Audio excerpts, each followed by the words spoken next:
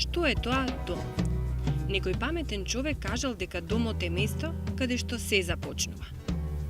И навистина, таму ги правиме нашите први чекори. Првите навики, вредности и сознанија за тоа што е добро, а што лошо во овој свет, ги добиваме токму помеѓу четирите ѕида што го држат кровот под кој сме родени. Но токму поради тоа што местото каде што живееме влијае на нашето здравје и врз целокупниот квалитет на нашиот живот, домот е толку многу повеќе од 4 ѕида и кров.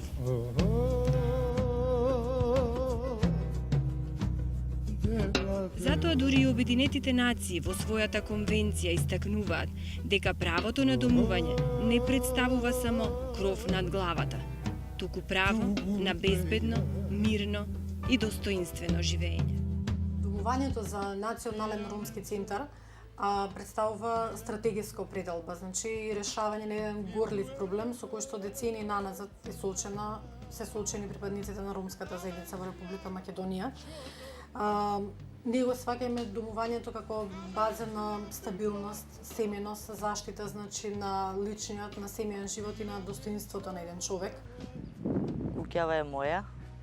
Ја купив од госпоѓа Славица Спасиш во 2006 година. Од 2000 година сум ја купила куќа, собственикот е Шенол Османовски. 2000 година купив плац во дека во Бавче, населба Бавче. Градив куќа сам, плац купив и куќа сам си направив. 1990 година ја купив тогаш, значи со усмен договор, кај ромите мислам. Нормално е да се собере оној што продава и оној што купува и двајца, тројца сведоци комшии меѓусебно се договараат колку пари то стапува тоа место, куќата е тоа и така да, значи не се правеа некои договори, некои преноси, не знам што, затоа што и кај нив не било пренесено исто тоа местото или куќата. Кога ја купивме куќата, бевме пресреќни, не среќни, туку пресреќни. Си купив куќа и сега треба да ја поправам и да ја наместиме или па планирав уште тогаш да ја легализираме. Ама немаше никаква шанса тоа.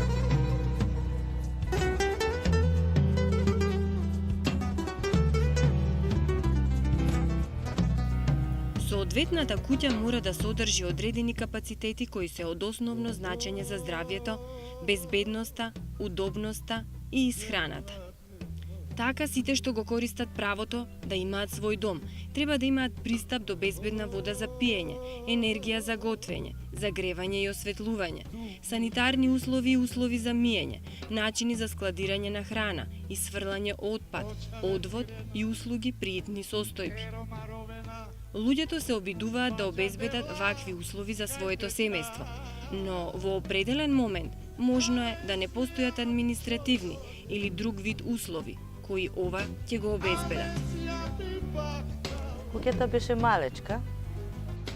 Потоа ние ја изградивме, пред да ја градиме, отидовме во општина да бараме дозвола за градба. Меѓутоа тогаш не се издавале дозволите, па ја направивме без дозвола. Сакав да дефинирам мојата положба или куќата каква ми е, докаде ми е моето место, значи она што го доградив тогаш дали можам да го легализирам, ама процедурите беа многу комплицирани.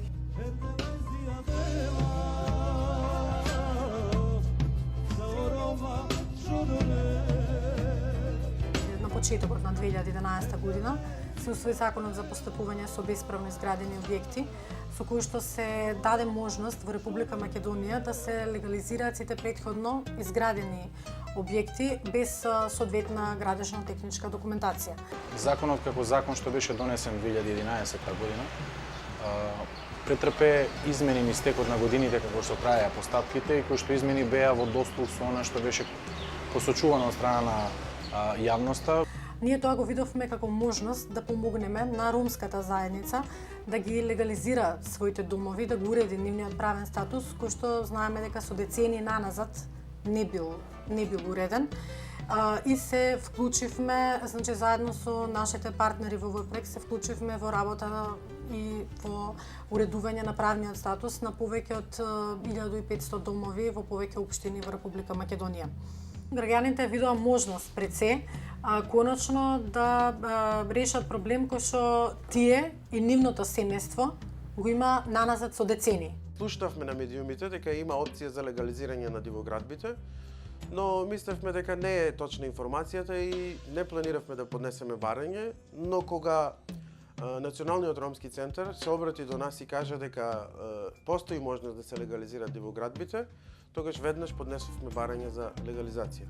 Во малото слушнав дека Сдруженијето АРЦ ќе имале проект за легализација. Слушнавме ние таму 2011 ли беше, забрави која година баш беше. Јас мислев дека со барањето завршена е работата. Дека ќе биде готово. Едно барање и ќе се земам други имотен лист. Меѓутоа не беше така. Проблемот на кој што ние наидовме дека проблемот не се решава со поднесување на барање. Значи, тие многу поедноставно ја сваќаат, приказнава дека имаат поднесено барање и веднаш очекува дека треба да се издаде решение. По поднесувањето на барањето во локалната самоуправа за легализација, постапката не течеше баш по нашите очекувања, се соочивме со неколку проблеми. Некогаш не велеа дека ќе легализираат, некогаш нема да легализираат, така постапката траеше многу долго и на крајот после 2 години добивме негативно решение за легализација, која што ни ги сруши сите планови. Барањето го поднесов пред 2-3 години и градоначалникот ми го одби барањето. И немам никакав одговор. Туди сме за легализација, пуштимо документи, меѓутоа немамо никакав одговор. Кога рекоа дека имотниот лист е само за земјиштето, мене не ми се веруваше. И од гемотимот кога дојдоа да мерат, истото ги праша. И тие истото ми го рекоа, велат не ти е за куќата, ова е само за земјиштето имотен лист.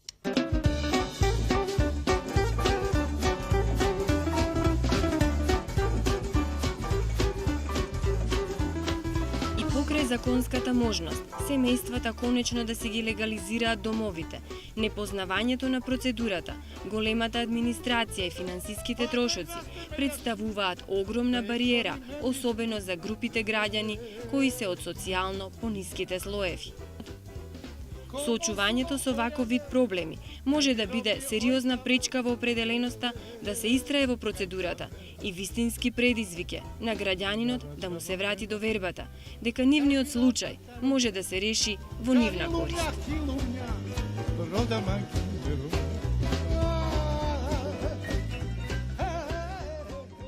Тука настапи оној потешкиот пат за нас, значи искачување чекор по чекор за да се финализира и да се заврши секоја постапка и секој случај поединечно. Осем поднесено барање, има низа на други прашања, претходни прашања кои што се поврзани, кои што треба да се расчита за да се комплетира едно барање. Тоа е една тематика за која јас многу малку знаев. Секој случај е приказна за себе. Значи, секоја куќа представува посебна градежна и функционална целина. Секоја куќа се наоѓа на посебна катастарска парцела.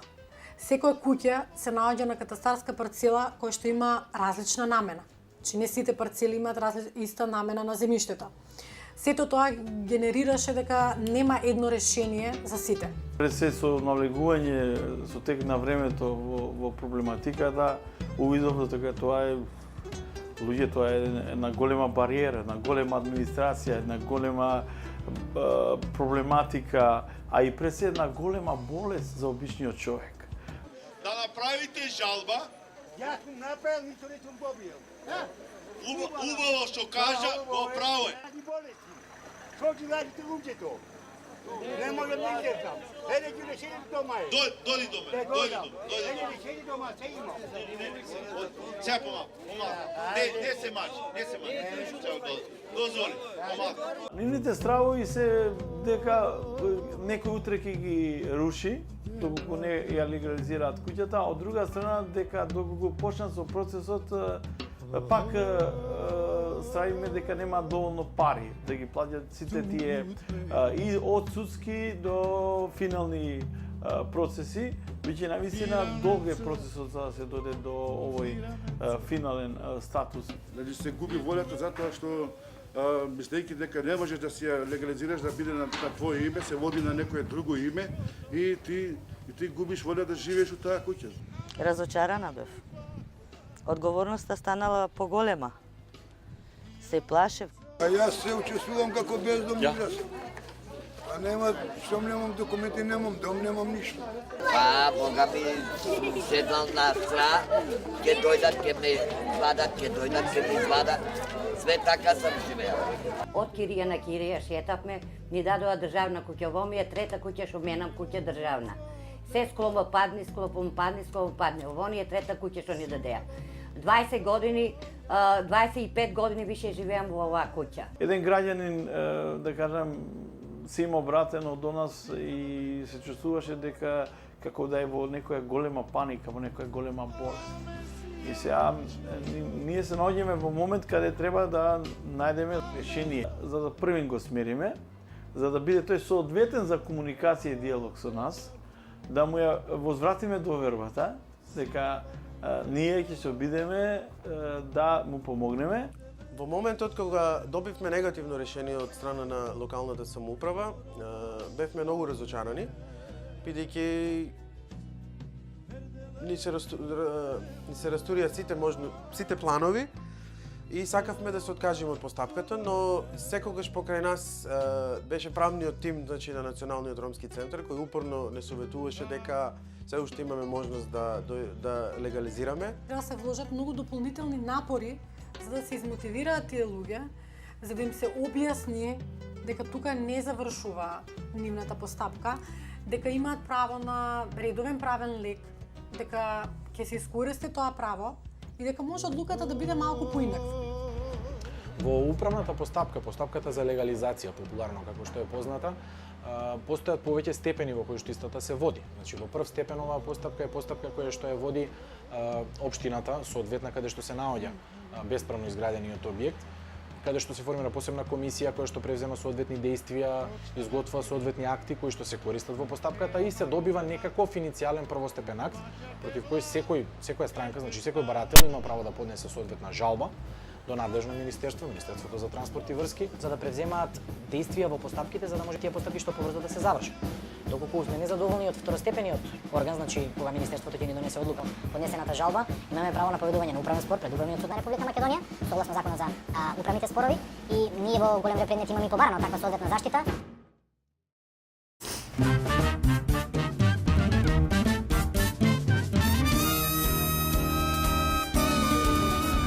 Потребата од спроведување соодветна административна процедура најчесто е кочница за обичниот човек да истрае во остварувањето на своите права. Самата правна терминологија за граѓанинот отвара еден нов свет, комплетно непознат за него. Свет во кој се чувствува изгубен. Си мислиш многу тешка работа. Не ќе можам, нема да успеам, ама. Јас не знам, нешто пишува тамо, не се разбирам од тие работи, некои подруми, модруми, шо како, јас у стан ли живеем па подруми? Ја не живеем во стан, јас живеем во дива градба. Воопшто малку луѓе се тамо незгодни. Да идеш да ги прашаш, не ти одговарају како што треба. Сасвим десета работа. Има доста народ неписмен, што тај човек што ќе работи воопшто ќе објасни како е, што иде работа. Овако, ја беше во општину за дозволу градњу, фрли ми на 10 врата и никој одговор не ми дадеше. А јас сум образован човек, имам средно завршено, али ипак, кад немаш некога тамо од наши ромите, што е неки образован човек, друг ќе би било. Токму поради тоа, Националниот ромски центар организираше каравани во ромските заедници низ Македонија, средби со граѓани на кои ги мапираа нивните потреби и им нудеа едноставни одговори и начини да го остварат своето право на легален дом.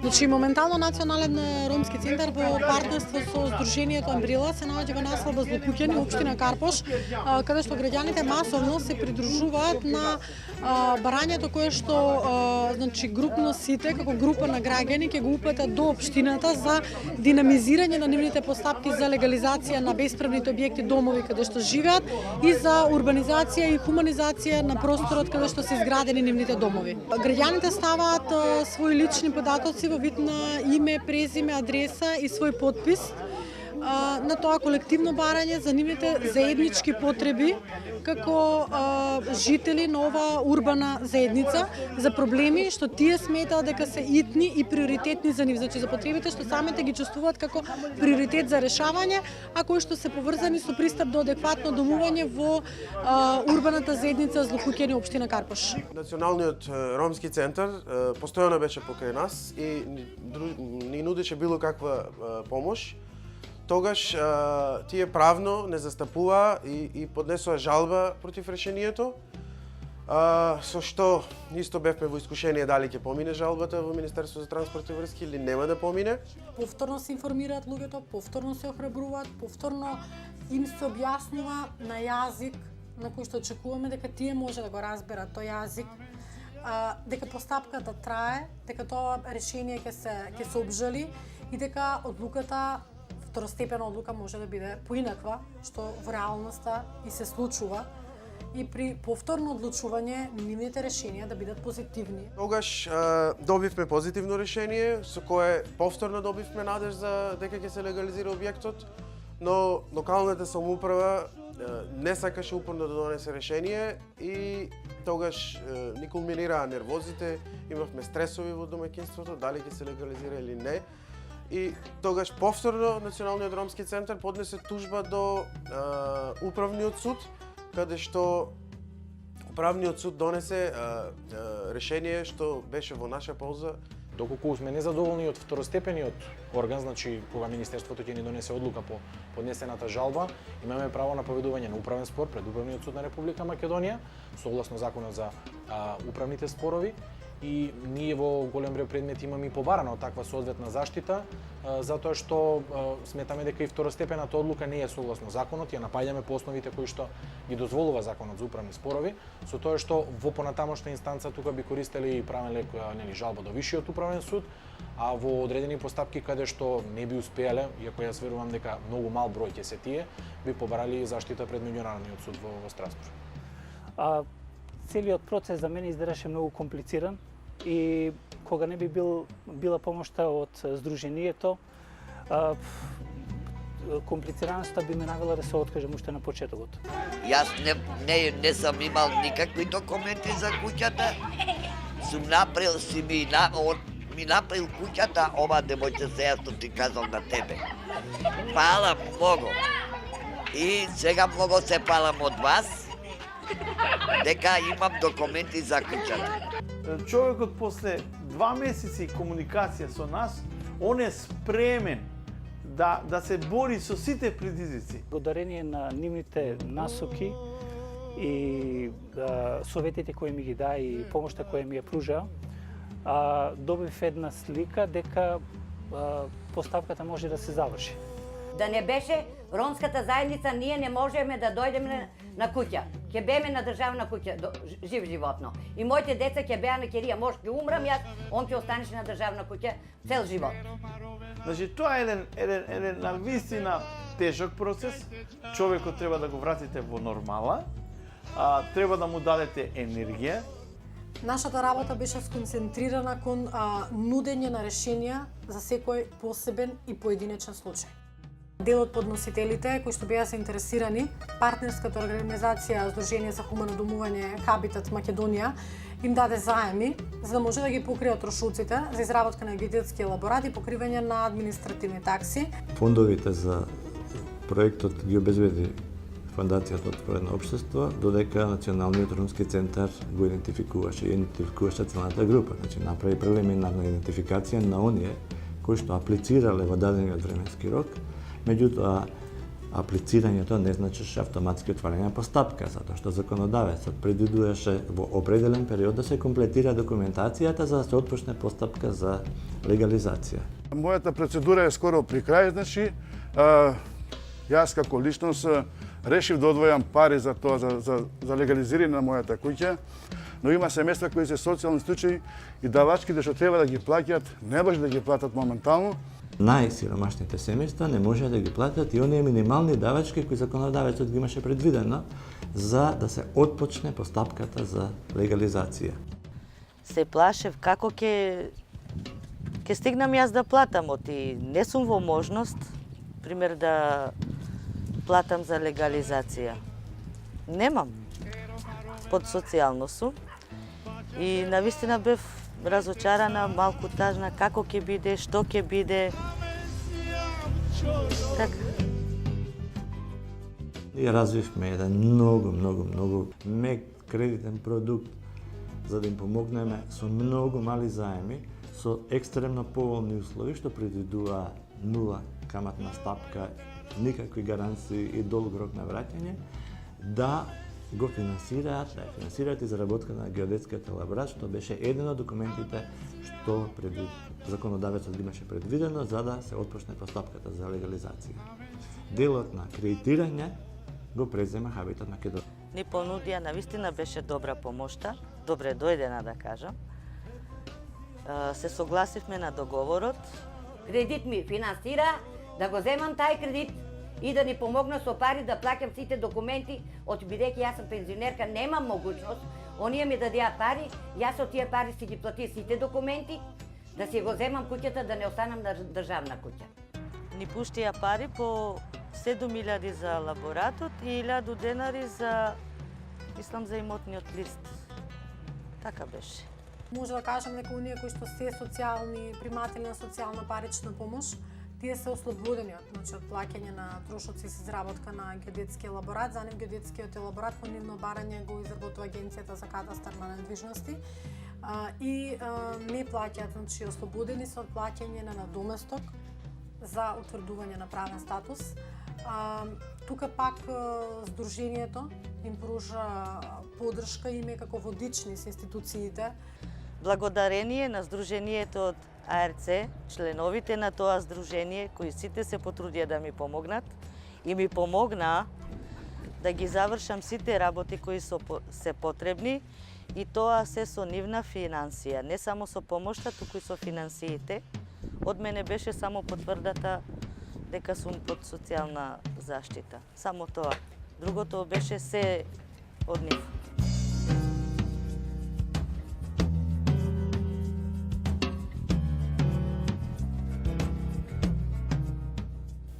За обичниот човек, административните процедури се често крајно збунувачки. Националниот ромски центар е на располагање токму од таа причина – да ги појасни процедурите, да даде одговори на прашањата кои граѓанинот не знае каде да ги постави и да ги започне и успешно да ги заврши процедурите наместо него. Во шега, еден корисник кажа дека Националниот ромски центар е шалтер на кој вашиот проблем се претвора во добри вести. Имаше случаи каде што доаѓа странка со еден документ, дојде на состанок за правна помош и на адвокатот му го дава документот, еве господине, јас ова го добив изминатата недела, сега што да правиме? И адвокатот го зема документот и вика, па честито, вика, вашиот проблем е решен, ова ви е решение за утврдување на правен статус, куќата ви е легализирана. По измените кои што беа правени низ од, буквално како што течеа постапките, се виде тенденцијата дека се оди кон тоа што поголем број на објекти да се легализираат, што поголем број на граѓани да добијат позитивни решенија за своите прашања за домување, што е многу битно. И моје очекување е дека тие постапки позитивно ќе се завршат, така да граѓаните треба да си ги водат и терат постапките до крај. Јас кога би го добил решението за легализација, значи, мислам дека ќе се чувствувам посигурен, ќе се чувствувам исполнет во душата затоа што проблемите што порано не беа решени, јас ги решив, а и со тоа дека ќе бидам посигурен дека живеам и доградувам и градам на свое лично место и на своја лична куќа.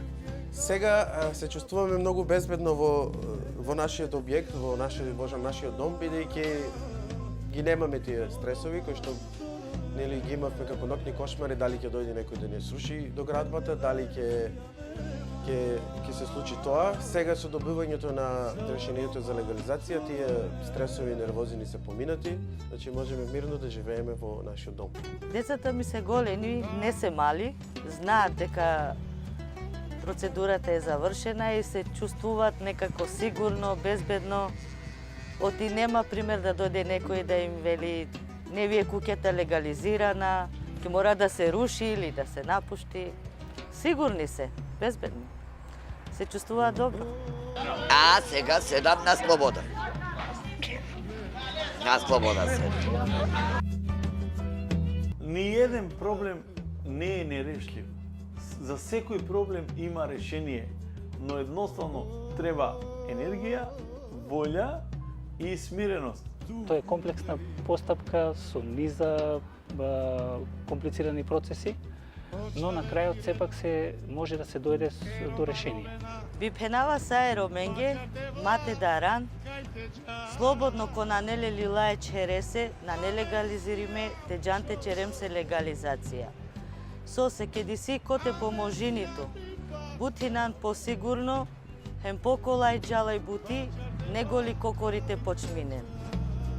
Значи, мојата порака до сите што имаат поднесено барање за легализација е да бидат упорни, значи да не се откажуваат никогаш од постапката. O sensita voltu ker kotirona nafsi тароба баро джандипе еманушески. Ко миро случај, ерва значини по-безбедно кер, бучукар авутнипе, ем трајно чувство башио авутнипе. Секој проблем, кога ќе се соочиме со него, изгледа голем. Меѓутоа, истрајноста, определеноста и вложената енергија се патот кон неговото успешно решавање. А на тој пат, граѓанинот не е сам. Едноставно, решението треба да го најдеме заеднички, биќе така ја креираме и иднината на идните генерации.